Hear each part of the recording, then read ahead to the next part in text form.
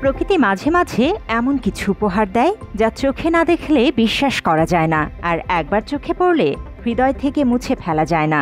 এমনই এক চিত্রকল্পের নাম চীনের রংধনু পর্বতমালা। পৃথিবীর বুকে প্রকৃতির এক অলৌকিক সৃষ্টি, যেখানে পর্বত নয় শুধুই পাথর, বরং তারা যেন প্রকৃতির তুলিতে আঁকা এক একটা রঙিন ক্যানভাস।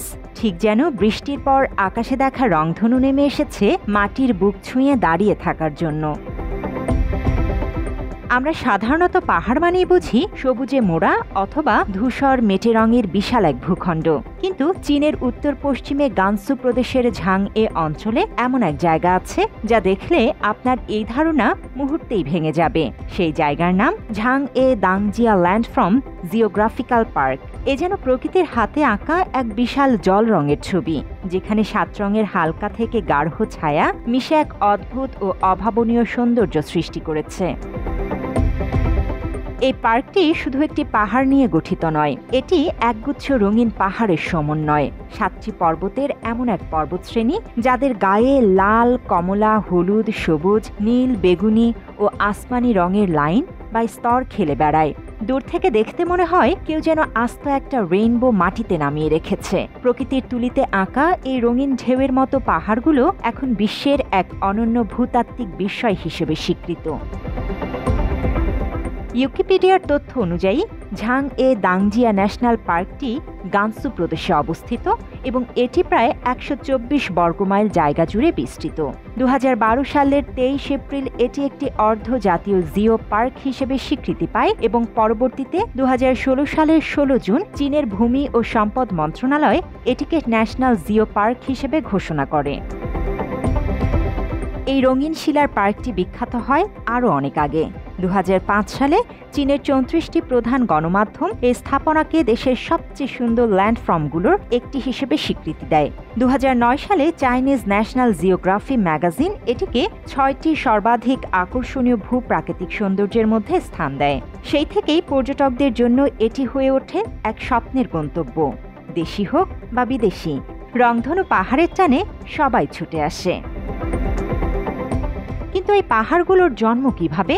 বিজ্ঞানীরা জানান, আজ থেকে প্রায় 55 মিলিয়ন বছর আগে ইউরেশিয়ান এবং ভারতীয় প্লেটের মধ্যে সংঘর্ষের ফলে এই অঞ্চলটির ভূগর্ভস্থ স্তরসমূহে ব্যাপক পরিবর্তন আসে। পরবর্তীতে হাজার হাজার বছর ধরে জমা হওয়া খনিজ পদার্থ এবং বেলে পাথর একত্রিত হয়ে তৈরি করে এই বিস্ময়কর রঙিন গঠন। লাল রঙের মূল উৎস হেমাটাইট নামের এক ধরনের লৌহ অক্সাইড, যা বৃষ্টির পানির সংস্পর্শে ধাতব স্তরে জং ধরার মতো রঙিন আবরণ তৈরি করে। এই পর্বতশ্রেণীর সৌন্দর্য শুধু রঙের মধ্যেই সীমাবদ্ধ নয়। কিছু জায়গায় এটি মসৃণ, আবার কোথাও রয়েছে তীক্ষ্ণ খাঁজ, কোথাও সমতল, আবার কোথাও পাহাড়ের ঢালে সবুজ গাছপালা যেন রঙিন পাথরের সঙ্গে ছায়া আলোয় খেলা করছে। দিনের শুরুতে যদি হালকা বৃষ্টি হয়, তখন এই রঙের ছটা আরও উজ্জ্বল হয়ে ওঠে। মনে হয় যেন পাহাড়গুলো নিজেই নতুন রঙে নিজেকে সাজিয়ে নিয়েছে।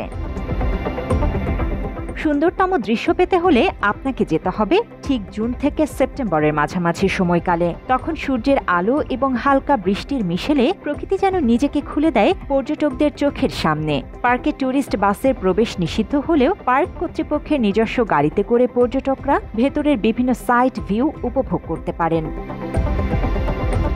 সকালবেলা সূর্য ওঠার সময় কিংবা গোধূলির ঠিক আগে, যখন সূর্যের আলো রং পরিবর্তনের খেলায় মেতে ওঠে, তখন রংধনু পাহাড় যেন নিজের আসল রূপ প্রকাশ করে। পাহাড়গুলো তখন হলুদ, কমলা বা রক্তিম লাল থেকে ধীরে ধীরে হালকা ধূসর বা আসমানি রঙে রূপান্তরিত হয়। একটি পাহাড় শ্রেণী এভাবে নিজে নিজেই রং বদলায়, ভাবলেই গা শিউরে ওঠে।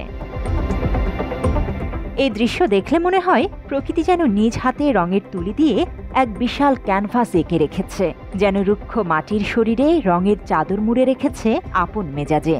বিশ্বের এক অপার বিস্ময় হয়ে চীনের ঝাংএ দাংজিয়া ল্যান্ডফর্ম জিওগ্রাফিক্যাল পার্ক দাঁড়িয়ে আছে শত শত বছর ধরে, প্রকৃতির খেয়াল আর মানুষের বিস্ময়ের সাক্ষ্য হয়ে। এ যেন এক রূপকথার ভূমি, যেখানে প্রকৃতি নিজেই চিত্রশিল্পী, আর আপনি এক ভাগ্যবান দর্শক, যার চোখে ধরা পড়বে পৃথিবীর বুকে নেমে আসা এক জীবন্ত রংধনু। জান্নাতুল ফেরদৌস তমা, বাংলা এডিশন।